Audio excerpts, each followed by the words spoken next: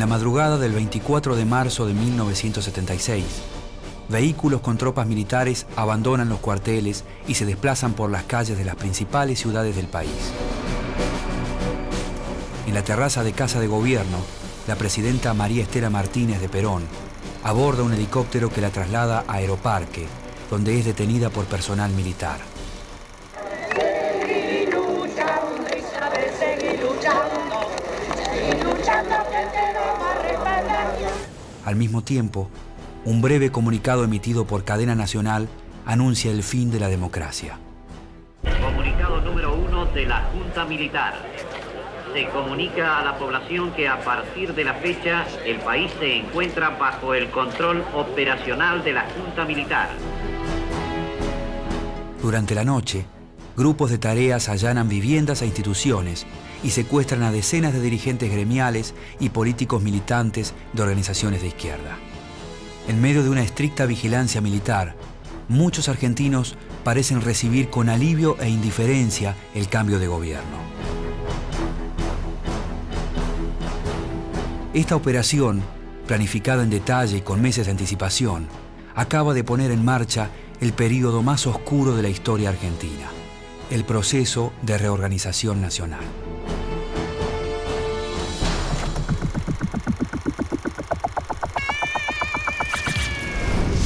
Las Fuerzas Armadas produjeron la única respuesta posible. No hay enemigo pequeño ni fuerza desdeñable, porque ya no hay pueblos aislados. A mediados de 1975, el gobierno de María Estela Martínez de Perón se debate entre la crisis institucional, el caos económico y la violencia política. Estos factores, sumados a un insistente rumor de golpe de Estado, dejan a la mandataria en una situación de extrema debilidad. Detrás de la frágil figura de Isabel se encuentra el ministro de Bienestar Social, José López Rega, quien es signado como el verdadero responsable de las decisiones presidenciales. Nosotros nos hemos juramentado en el Ministerio a trabajar para el país, a trabajar todo lo que se pueda con honestidad. Si algún error cometemos, lo cometemos porque vamos a hacer algo. Sospechoso de haber cometido graves delitos, López Rega se ve obligado a renunciar y huye a España.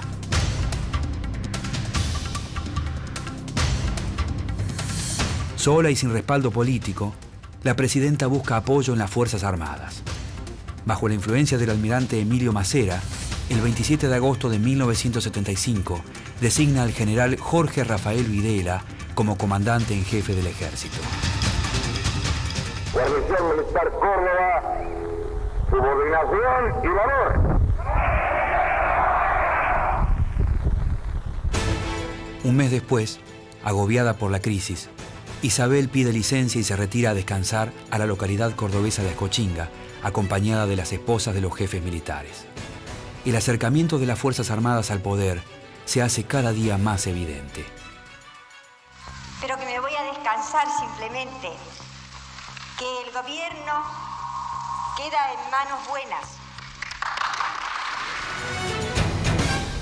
Desde febrero de 1975, por orden del Poder Ejecutivo Nacional, el ejército participa en las tareas de represión contra la guerrilla rural en Tucumán, durante el llamado Operativo Independencia. Meses después, la autorización se extiende a todo el país por medio de un decreto que ordena aniquilar a la guerrilla. El 16 de octubre, Isabel regresa a la presidencia. Desde algunos sectores políticos se realizan esfuerzos para adelantar las elecciones presidenciales en un intento desesperado por salvar a una democracia que agoniza. Ante versiones políticamente interesadas, que continuaré en el ejercicio del mandato que me ha conferido el pueblo de la nación. El 18 de diciembre, un grupo de la Fuerza Aérea liderado por el brigadier Orlando Capellini se subleva e intenta dar un golpe de Estado, pero la rebelión es sofocada.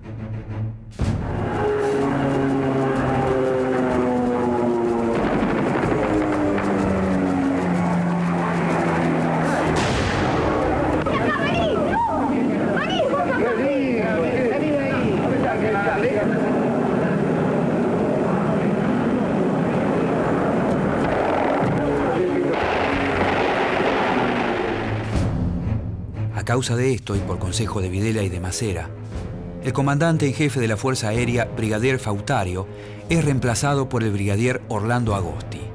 La junta de comandantes que pondrá fin a la democracia queda conformada. Durante la Navidad de 1975, en Tucumán, el general Videla pronuncia un discurso frente a sus tropas, en el que fija un plazo de 90 días al gobierno constitucional. Mientras tanto, las Fuerzas Armadas esperan pacientemente que la crisis política y económica acabe con el gobierno de Isabel y preparan un plan para su reemplazo. En los 3 meses siguientes, el caos y el desgobierno parecen irreversibles. En ese contexto, muchos políticos, sindicalistas y líderes guerrilleros se resignan ante un golpe militar que ya es un secreto a voces.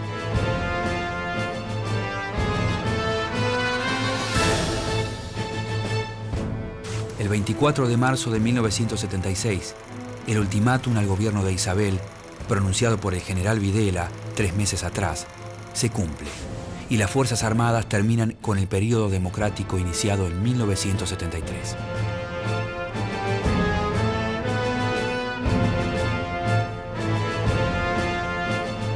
La dictadura se autodenomina Proceso de Reorganización Nacional y por primera vez en la historia, un gobierno militar compromete institucionalmente a las 3 fuerzas por igual.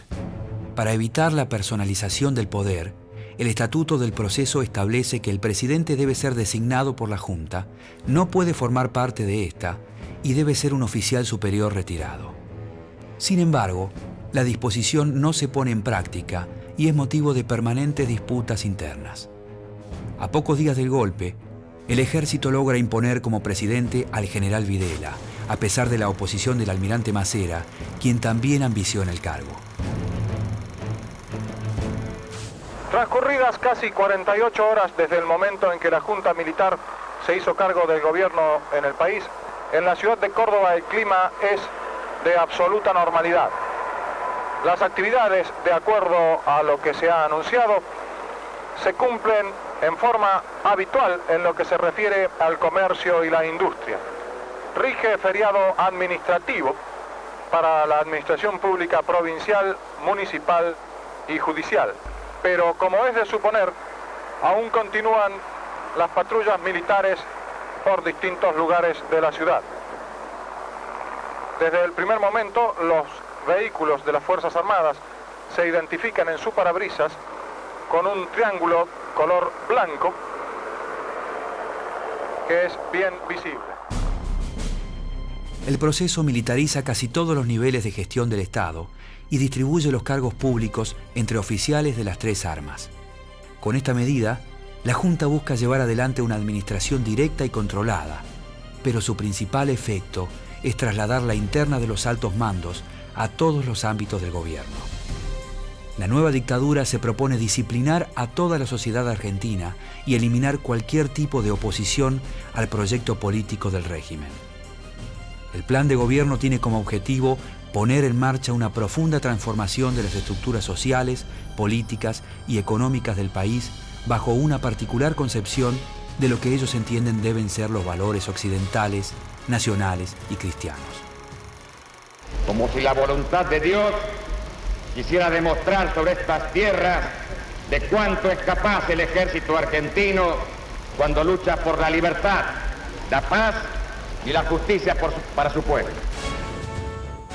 Para ello se disuelve el Congreso Nacional, se intervienen los sindicatos, las universidades y los medios de comunicación y se prohíbe toda actividad política. La Junta también pone bajo su control a la justicia, reemplaza a la Corte Suprema y designa a los jueces ordinarios quienes juran por el Estatuto del Proceso.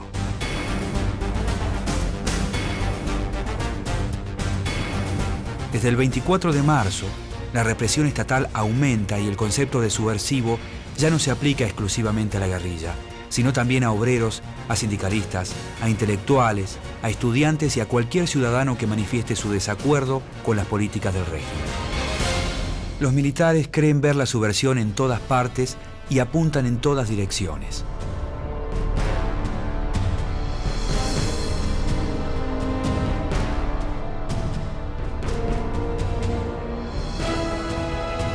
La metodología represiva ensayada en Tucumán durante el operativo Independencia se extiende ahora a todo el país.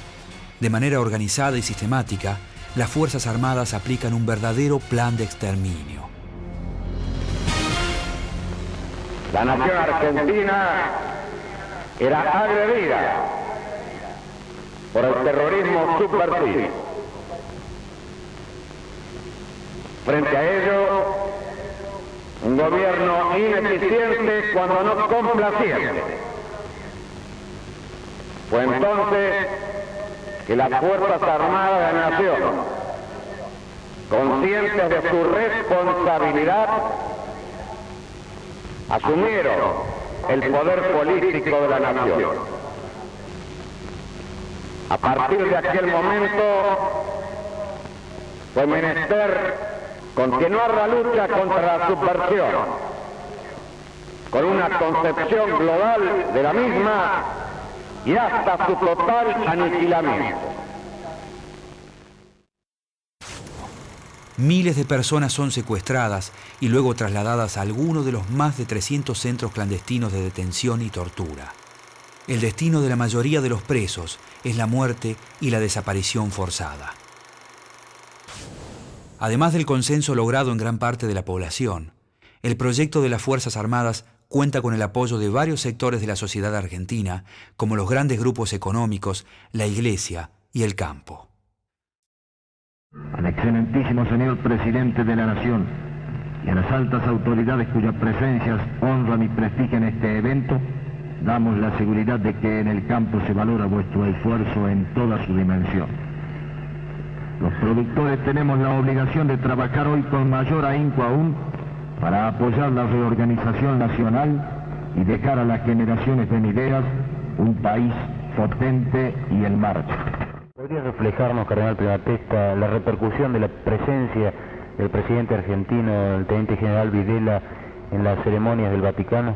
Bueno, hay en dos palabras, hay una repercusión bochinchera o de alaraca, en la cual fueron víctimas los periódicos, y hay otra repercusión más profunda, lo que significa la presencia de una primera autoridad de una nación en el comienzo del pontificado del Papa. Hay una afirmación de fe, una afirmación de tradición cristiana y una afirmación también de coordinación con la labor que realizó el pontificado.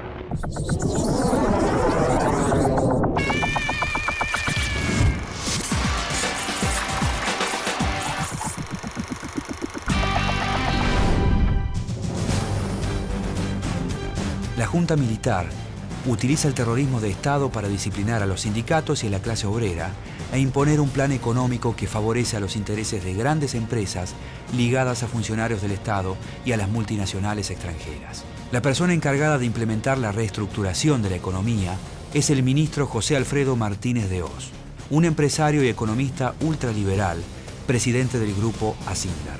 Sus objetivos son acabar con años de intervencionismo estatal, detener la inflación y estimular la inversión extranjera. Se abre, señores, un nuevo capítulo en la historia económica argentina. Hemos dado vuelta una hoja del intervencionismo estatizante y agobiante de la actividad económica para dar paso a la liberación de las fuerzas productivas. Desde el comienzo se reducen las barreras arancelarias y se abre la economía a capitales del exterior, lo que da como resultado un proceso de importaciones inédito que destruye la industria nacional. Antes la competencia era insuficiente. Teníamos productos buenos, pero muchas veces el consumidor debía conformarse con lo que había sin poder comparar. Ahora tiene para elegir, además de los productos nacionales, los importados. Martínez de Hoz también impulsa una reforma de las leyes laborales y decreta el congelamiento de los salarios, que llegan a devaluarse en un 40% con el objetivo de controlar el déficit público.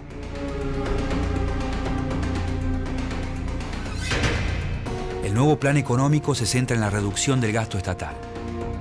Sin embargo, con el transcurrir de los meses, sucede lo contrario y el gobierno invierte grandes sumas de dinero en obras con costos sobrevaluados, concedidas a grandes empresas vinculadas a funcionarios del Estado.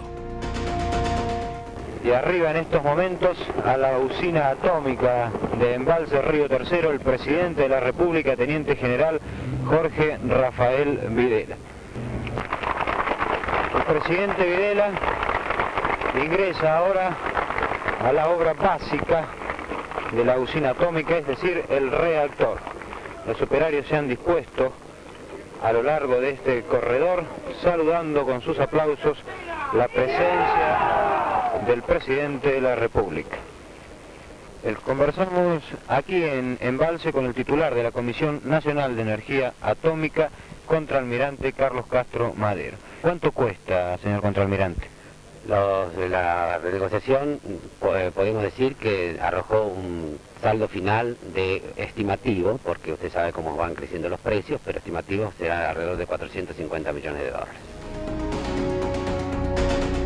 Desde la puesta en marcha del plan represivo, el ámbito educativo es considerado particularmente peligroso por los militares, y en especial el de la universidad.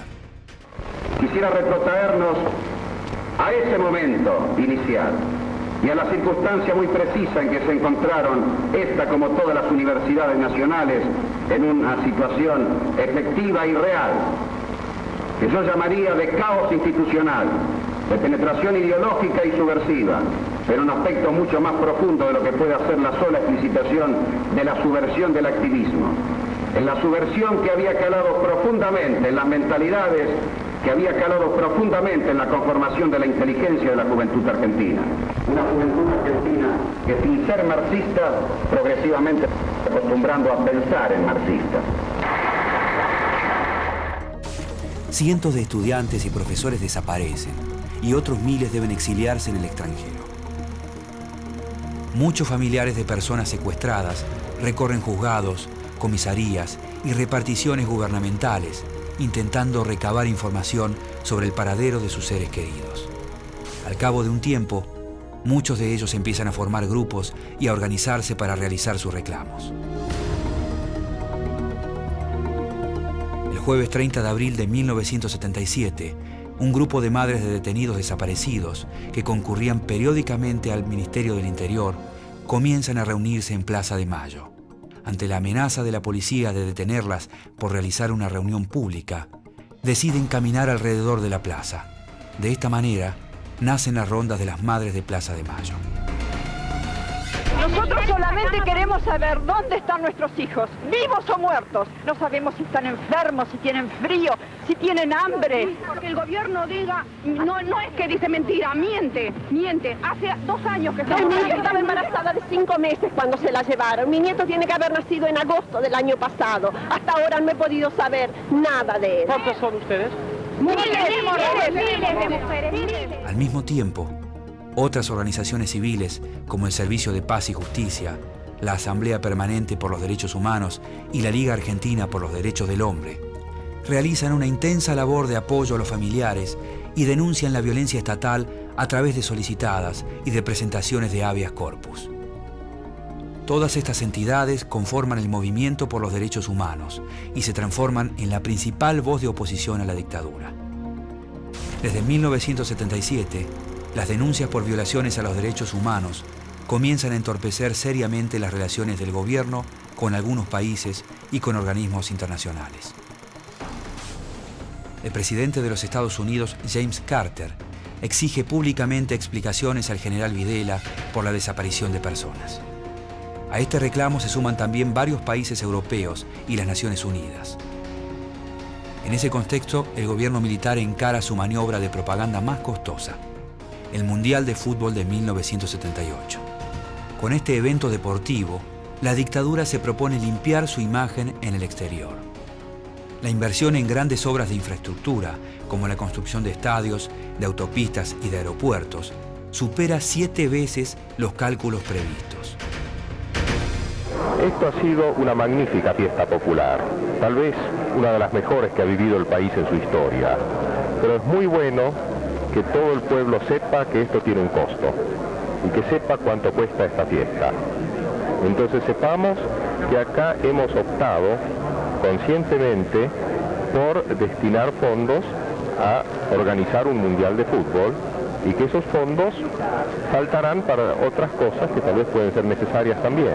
La realización de la competencia y los triunfos de la selección de fútbol despiertan en los argentinos un sentimiento de cohesión y de alegría.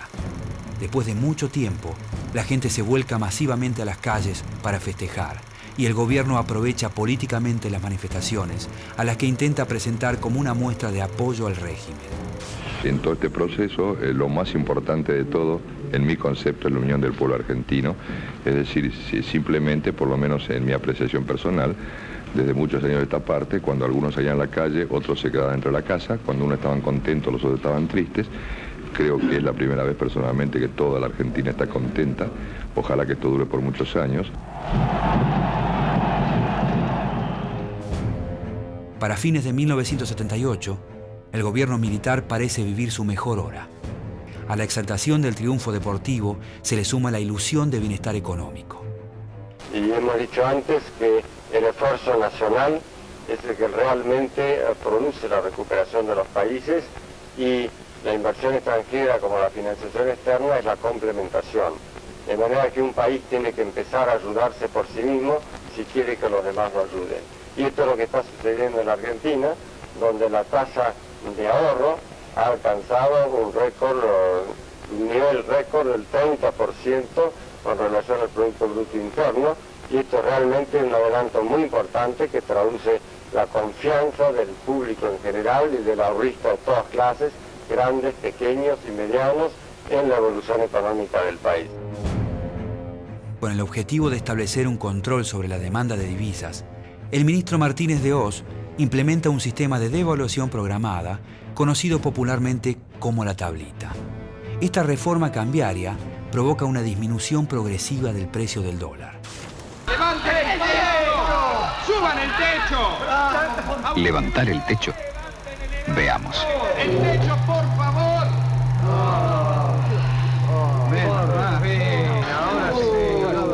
Inmediatamente se levantará el piso. ¡Se mueve el piso! Esto es mayor inflación. Todo quedaría como antes. ¡El techo! Entonces, ¿qué hizo el gobierno con las nuevas medidas? ¡Está bajando el piso! Bajó el piso. Ahí está el secreto. Estas medidas deben ser complementadas por una acción en el mismo sentido de los sectores oficiales y privados. La oferta de productos importados y el dólar bajo permiten que amplios sectores de la clase media se lancen a un consumo desmesurado. Al mismo tiempo, la industria nacional se ve perjudicada gravemente por la política económica al no poder competir con la invasión de productos extranjeros.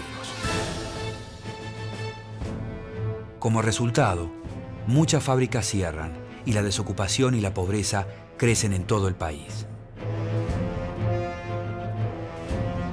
3 años después del golpe, los primeros signos de fragilidad aparecen detrás de la aparente consolidación del régimen.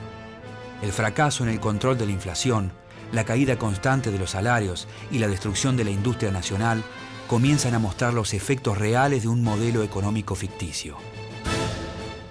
¿Qué lo preocupa a usted? El país, señor. La situación. ¿A usted no? La situación personal mía, porque en la fábrica en la cual trabajo me adeudan 2 quincenas. Que no se ve solución. No se ve una solución lógica, por lo menos con lo que están haciendo no se ve una solución. A esta situación se le suma la mala imagen del gobierno en el exterior, provocada por las graves denuncias sobre violaciones a los derechos humanos. Pero es en el interior de las propias Fuerzas Armadas donde comienza a resquebrajarse el régimen. Una profunda división entre los militares se enfrenta a 3 facciones, cada una con ambiciones políticas propias e ideas diferentes sobre el futuro del gobierno. Por un lado se encuentra el llamado sector blando, liderado por Videla y por Viola. Apoyado por una parte del ejército, este grupo respalda las políticas liberales de Martínez de Hoz y pretende una futura salida democrática consensuada con algunos partidos políticos. Los llamados duros representados por los generales de división Suárez Mason y Menéndez, rechazan la política del ministro de Economía y promueven un Estado más autoritario e intervencionista. En el medio de estas divisiones, y jugando su propio juego, se encuentra el almirante Emilio Eduardo Macera y gran parte de la Armada que se encolumna detrás de su figura. Este militar, que se define como nacionalista y crítico del modelo económico liberal, intenta posicionarse como conductor de un proyecto político propio. Que si por política se entiende la gimnasia electoral, la carrera desenfrenada de promesas, el halago pueril, entonces no es eso lo que me interesa. Si por política aceptamos una concepción nueva e inteligente que permita el replanteo existencial de la nación, entonces sí estaré, como tantos millones de argentinos, luchando por conseguirlo desde la posición menos notoria, porque ese desafío, ese salto histórico, esa velocidad interior está en la esencia del proceso de reorganización. Pasada la euforia mundialista, las diferencias internas entre los mandos militares crecen. El jefe de la Armada ya no oculta sus ambiciones de liderazgo e intenta forjar alianzas con algunos sectores del peronismo. Luego de intensas deliberaciones entre los miembros de la Junta, la situación parece definirse a favor del ejército. Videla logra el paso a retiro de Macera y es ratificado como presidente. Sin embargo, las disputas internas continúan. Pese a los intentos de quienes desde dentro pretenden desmembrarnos o quienes desde afuera pretendan cercenarnos, conjuntamente con las dos Fuerzas Armadas, la Armada y la Fuerza Aérea, constituir el sostén de este proceso de reorganización nacional. Aunque los jefes militares han logrado su objetivo de terminar con una época, muchos comienzan a dudar de su capacidad para crear una nueva. Sus ambiciones personales muestran la fragilidad de un proceso que ellos mismos han creado y que serán incapaces de sostener en el tiempo.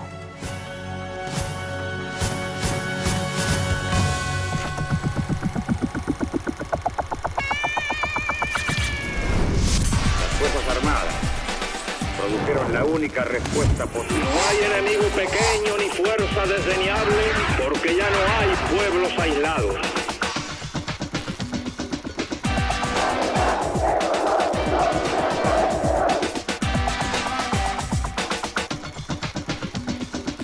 Hemos llegado a la Revolución Argentina